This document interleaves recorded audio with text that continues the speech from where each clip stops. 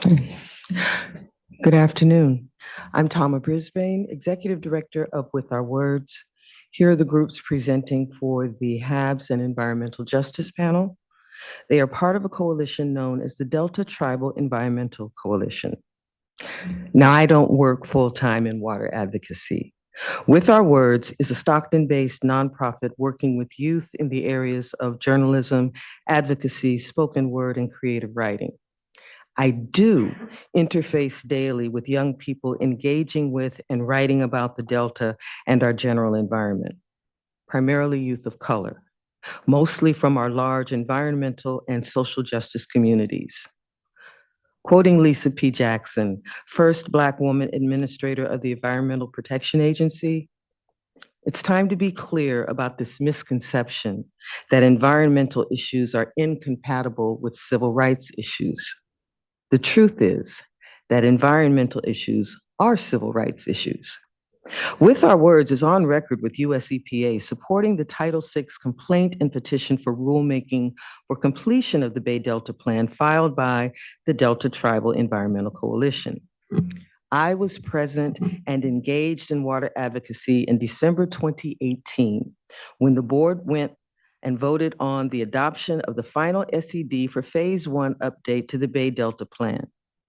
While 40% unimpaired flow for the San Joaquin River wasn't the best protective standard, and the weakening of the salinity standard worried us, we were hopeful that a solid proposal for restorative flows on the Sacramento River during the Phase 2 process, along with the development of a strong protective standard dealing with harmful algal blooms and the board's rejection of the voluntary agreement, that we were at least collectively moving in the right direction.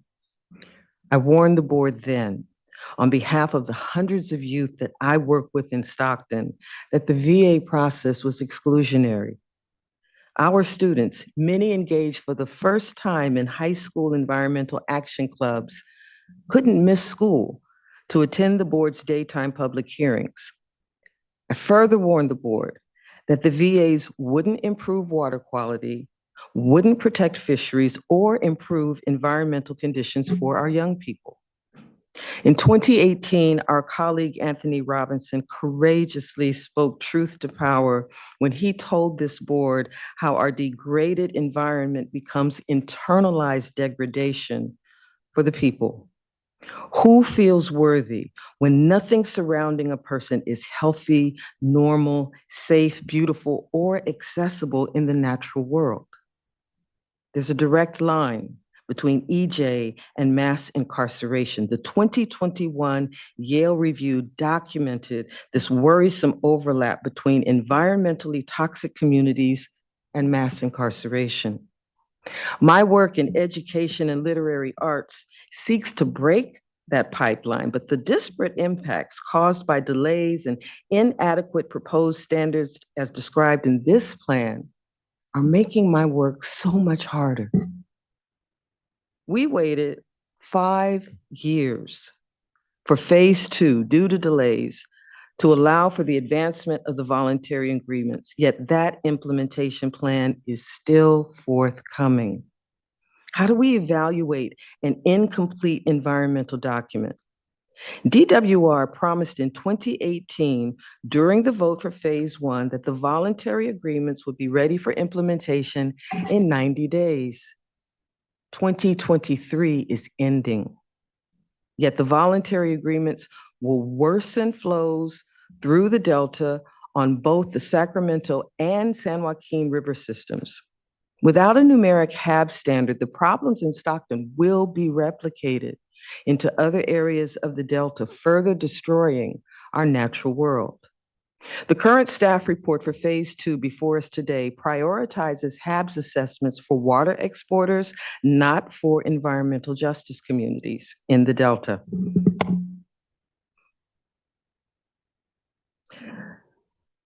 Without a HAB standard, the low range for Sacramento flows will impact the more rural areas where a number of the Delta's 72 small drinking water systems exist. According to recent surveys completed by the Department of Water Resources, the Delta in its entirety is a majority disadvantaged community, and the voluntary agreements described in the staff report will exacerbate HAB's conditions because flow conditions to the Sacramento River and eastern tributaries will worsen without in-stream flow standards. The board's actions, prioritizing the concerns of water exporters and water districts, creates disparate impacts for people of color and tribes in all Delta communities, both urban and rural. What the board has demonstrated to me these past 5 years is that EJ communities do not matter. Marginalized communities don't need recreational opportunities, and fishing for sustenance and culture don't need protection. I've watched my community and its youth become alarmingly more disconnected from the natural environment. We're here today advocating for the same things we advocated for 5 years ago. Hopefully, this time you'll listen and implement.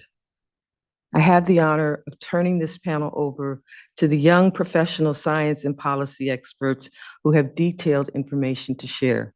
Thank you. Thank you, Ms. Brisbane. Good afternoon, Chair Esquivel and members of the board. My name is Zach Jagone, and I'm an environmental scientist working for the Shingle Springs Band of Miwok Indians. Next slide. I was initially brought on to work for the tribe in March of this year because over the past few years, there have been harmful algal blooms observed at some of the tribe's ancestral sites throughout the Sacramento area. And that was of concern for the health of tribal elders and youth at events that were occurring. Next slide. I began testing for harmful algal blooms in April of this year. Over this past summer, the presence of HABs was pretty minimal due to high flows in the Sacramento River along the sites that I was testing at. However, even so, several incidences still did occur. There was firstly a language camp that was canceled in June due to cyanotoxins being detected in the river. This directly prevented cultural knowledge from being able to be passed down on the tribe's ancestral land and caused a significant harm to this tribal beneficial use. Additionally, HABs were detected in September of this year, although it did not cancel a specific event. It was still something of concern. Next slide. Getting into the science a bit here is a graph showing flows on the Sacramento River. It's from a USGS station near Verona Marina. The flows from 2023 are seen in yellow and are quite clearly significantly higher than in the previous several years. Next slide. Breaking this down year by year, this graph shows a bit more detail for the flows that occurred in 2023. You'll see that the flows reached a peak of over 66,000 cubic feet per second and remained quite high throughout the summer, staying above 20,000 cubic feet per second throughout mid-June. Next slide. This graph shows the flows from the previous year in 2022. Note the significantly lower peak, which is below 11,500 CFS. The levels averaged around 7,000 CFS throughout the summer, which is about half of what was seen in this year of 2023. Next slide. Stepping back another year, here is the flows in 2021. Besides that large spike in late October, the flows otherwise stayed pretty low between 5,000 and 12,000 CFS during the HAB season. And next slide. Going back another year to 2020, the flows this year peaked just below 20,000 CFS, which was higher than in 2021 or 2022, but was still significantly lower than in 2023. Next slide. So now I'm going to dive a bit into some of the specific HAB incidents that occurred over these past few years. So there's a lot going on this slide, but the table on the right shows the number of reported blooms that occurred each year in Sacramento County, and I excluded those where testing was conducted and no cyanotoxins were found. You'll see that 2023 is pretty notable because it had significantly fewer blooms present than the previous 2 years, likely due to significantly higher flows. 2020 also had fewer reports than the 2 years afterwards, and this is likely due to a combination of, first of all, less awareness of this issue back then, and secondly, higher flows were seen compared to 2021 or 2022. So it's likely due to a combination of those two factors. Next slide. In addition to HABs, I also want to discuss the threat of E. coli contamination a bit as well. These plots show the E. coli levels that I tested for at 4 of our tribal locations. The red lines show the geometric mean at each location, and although the geometric mean for these sites is generally below the EPA recommendation level of 100 CFU per 100 milliliters, there is still a significant spike that occurred in late July at several of these locations, which is visible on all 4 of these graphs. One impact of these high E. coli levels was that an event for tribal elders was not able to take place on the tribe's ancestral territory, once again causing an impact to a tribal beneficial use. Even though flows were high this year, it still did not prevent these high E. coli levels from being seen. So just to summarize, I want to really emphasize the tie here between high flows seen this past year with lower incidences of harmful algal blooms, and just emphasize the importance of looking at flows when we consider this issue. And secondly, I want to emphasize the importance of how harmful algal blooms, as well as the E. coli here, are directly tied to harming tribal beneficial uses. And this is something that action needs to be taken on. Thank you for your time, and I'll pass it to our next speaker. Good afternoon, Chair Escobar and members of the board. My name is Spencer Fern, and today I will talk about what we've learned from studies in Stockton, Discovery Bay, and Antioch, so the board can apply what we've learned for evaluating the staff report for phase 2. While Stockton and San Joaquin County are more impacted by flow standards set in phase 1, the mixing of waters from the Sacramento River and tributaries also impact our local waterways. That slide's fine.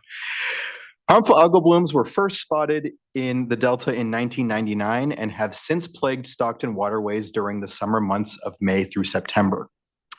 The toxins these blooms release impact the communities near these waterways.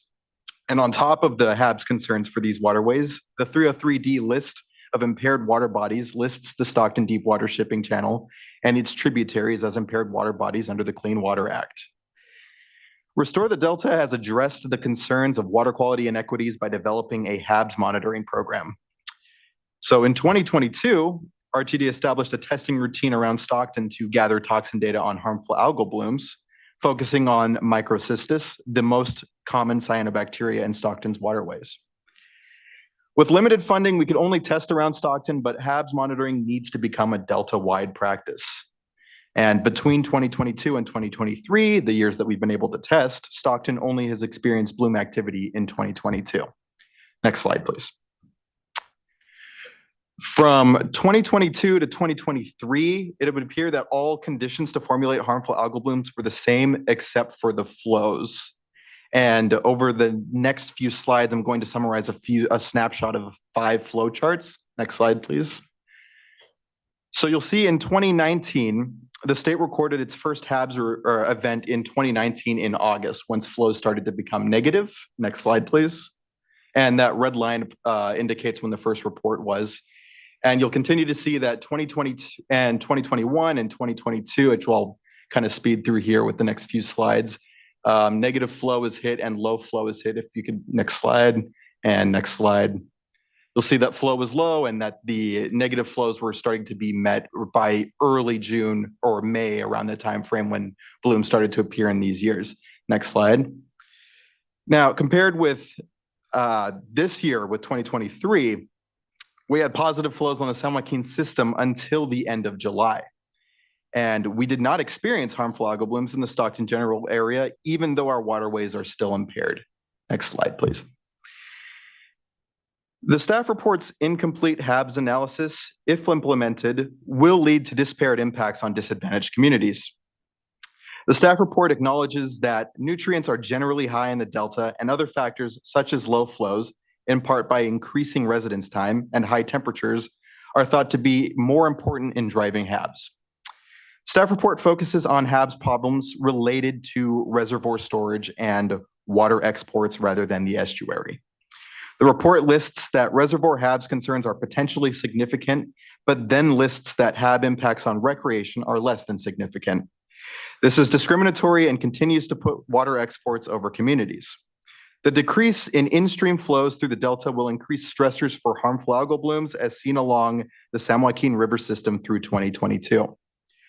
It's also quoted in the report that HAB's closures are only temporary and that other recreation sites are available to travel to.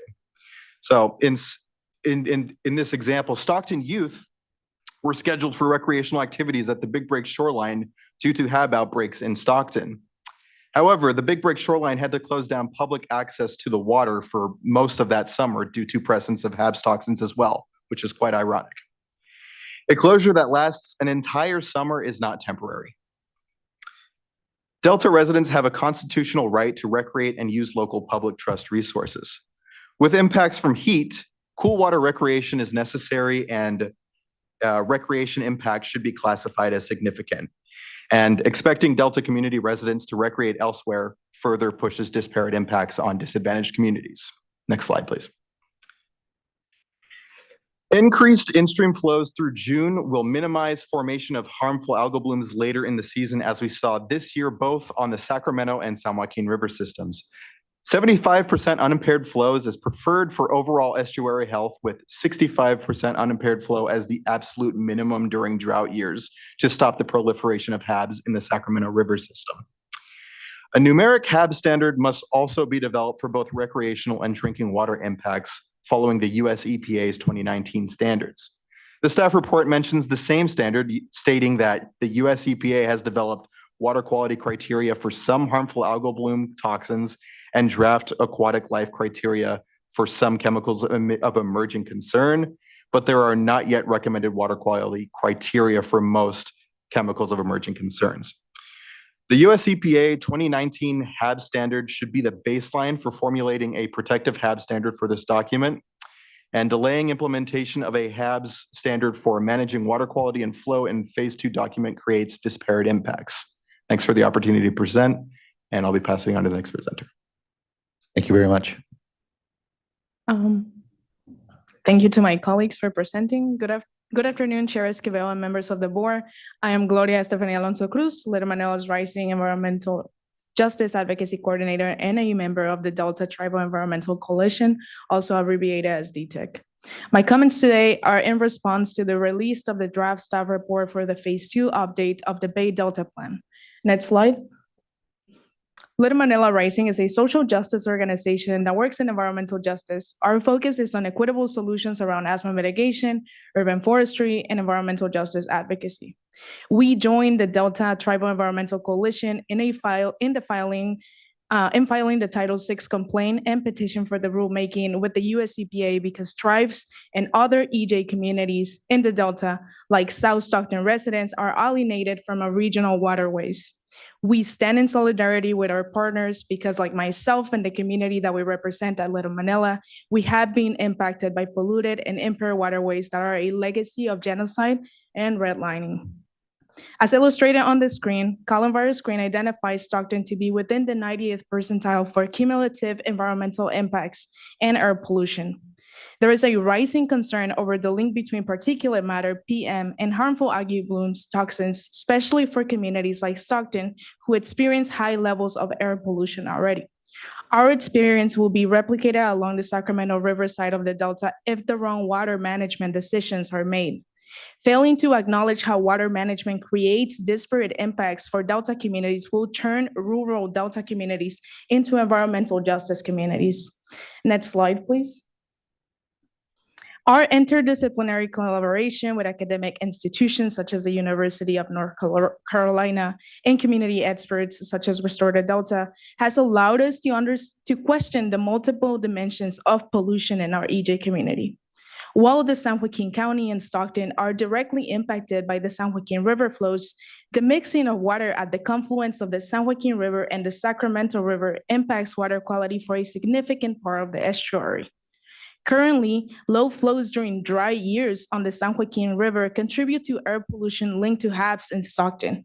With the proposed preferred flow alternative in phase 2, we can expect the same air quality problems to manifest along the Sacramento River side of the Delta when unimpaired flows drop to 45%. The low end of this flow range will potentially exacerbate HABs problems downstream of the San Joaquin-Sacramento confluence. Next slide, please. Sorry, can we go back to the other slide? Thank you. The University of North Carolina has been researching how HABs impact air quality. Their findings in the Delta suggest that gases that sometimes evaporate off toxic blue-green algae blooms can lead to aerosol formation in the atmosphere, forming particulate matter that is unhealthy to inhale. Next slide. This illustration on the screen provides a greater understanding about the interaction between air and water quality, and it is useful to contextualize my comment in regards to the research. UNC collected air filters and water quality samples from areas in Stockton, Antioch, and Discovery Bay to identify toxins and other compounds that originate from HABs. While UNC's research did not identify the presence of HABs toxins in the air filter samples, their first year of testing, they were able to identify taste and odor compounds that originate from HABs that can lead to aerosol formation. These aerosols originating from HABs can potentially be inhaled by people not interacting in the waterways, but who are located in the general vicinity. It is known that the inhalation of aerosols negatively impacts respiratory health. It is important to be aware of this study. It is important to be aware that this study is a first of its kind and unveils an air quality concern pertaining to HABs that is not addressed in the staff report. The new research has opened the door for more studies on the link between HABs and air quality. That being said, further research is needed to know what chemical changes do the taste and odor compounds undergo when they reach the atmosphere? Are the taste and odor of volatile organic compounds attaching themselves to already existing particulate matter? Or are they contributing to the production of particulate matter, exacerbating the already existing air quality concerns? Most importantly, what are the public health concerns? Ingested cyanotoxins are already known to cause liver issues. So do these odor and taste compounds cause additional health issues? While the staff report acknowledges, and I quote, reduced flow at some locations may increase the formation of HABs, which could produce odor compounds, end of the quote, it fails to analyze the complexity between air quality and HABs and the air quality research gap. Next slide. UNC research was conducted within the phase 1 project area that I addressed earlier, but it can be applied to water management decisions for the Sacramento River side of the estuary. Preliminary research by Shingle Springs is already revealing that reduced flows on the Sacramento system result in more HABs incidents. UNC is establishing the link between HABs incidents and air pollution. Consequently, we know reduced flows lead to HABs, which then leads to increased air pollution concerns. Air pollution from HABs is yet another disparate impact experienced by Delta environmental justice communities when unimpaired flows are too low to support a healthy estuary. This is why the preferred flow alternative for phase 2 will not work. The bottom range is too low to protect public health, and the voluntary agreements contain no analysis at all of this impact challenge and are therefore rejected by this coalition. Thank you for the opportunity to comment. I'll pass it to Nicole. Thank you, Ms. Cruz. Really appreciate your comments. Ms. Thank you, Cortez. Gloria. Good afternoon, Chair Escobar and members of the board. My name is Cynthia Cortez, Policy Analyst with Restore the Delta and a representative of the new generation of water advocates in the Delta and Stockton community. Today, I am providing comments on my concerns with the staff report's analysis of impacts to environmental justice communities as it pertains to fisheries for recreation, culture, and subsistence. The staff report's analysis of impacts to environmental justice communities falls short and is incomplete. Next slide, please. The staff report has greenwashed low flow and high flow to convey a lesser than actual impact. The preferred 55% unimpaired flow alternative merely delays fish extinction, and the high 65% unimpaired flow is only the bare minimum for fish recovery and HABs mitigation. Referring to it as high flow would suggest that it is greater than the average or greater than what is required for recovery. I urge the board to adopt flow standards that exceed 65% unimpaired flow. Anything less than 65% will not get us to recovery. It will not meet the board's salmon doubling objective and will worsen disparate impacts. Replacing flow standards with narrative objectives as proposed by the VAs would expedite the extinction of native fish. Next slide, please. In the Your Delta, Your Voice report prepared by the Department of Water Resources, 90% of Delta environmental justice respondents disclosed that they rely on Delta fish to feed their families on a nearly costless basis. The Delta is home to a large population of tribes, Southeast Asian and Latino communities who traditionally rely on fisheries for cultural ceremonies, cultural preservation, consumption, sports, and leisure. Migrant families have found a piece of home within the Delta waterways that allow them to nurture cultural practices from their country of origin. However, mismanagement of California water, the lack of regulations of water diversions, and outdated water quality standards have resulted in declining fish populations, causing a cultural ethnocide. Additionally, the staff report has lumped all ethnic groups into a single economically disadvantaged communities category and has no analysis of impacts to significantly represented communities that reside within the Sacramento Delta watershed. Next slide, please. The staff report's analysis of impacts to environmental justice communities is insufficient, and there needs to be additional analysis. In Chapter 8, the draft staff report acknowledges that, I quote, disadvantaged communities are more susceptible to water quality issues, and the public water systems serving these communities are less likely to have resources to respond adequately to water quality emergencies compared to neighboring affluent communities, end quote. There are nearly 80 drinking water systems in the Delta region, yet there was no analysis of them in the staff reports, despite the vulnerability of the disadvantaged communities to which they serve. The argument commonly made is that increasing in-stream flows will cause an increased dependence on groundwater to continue to meet water export demand and can cause an increased risk of exposure to groundwater contaminants. However, this argument is made on the basis of continuing business as usual. You all have created and are continuing to support an unsustainable reliance on Delta water that is having devastating impacts to California ecology, public health, and honestly distrust in government agencies to prioritize the well-being of disadvantaged communities. We cannot afford to continue business as usual. Next slide, please. In closing, we are asking that the board, one, meaningfully engage tribes as partners in the process of adopting true tribal beneficial uses and in addressing and quantifying tribal water rights.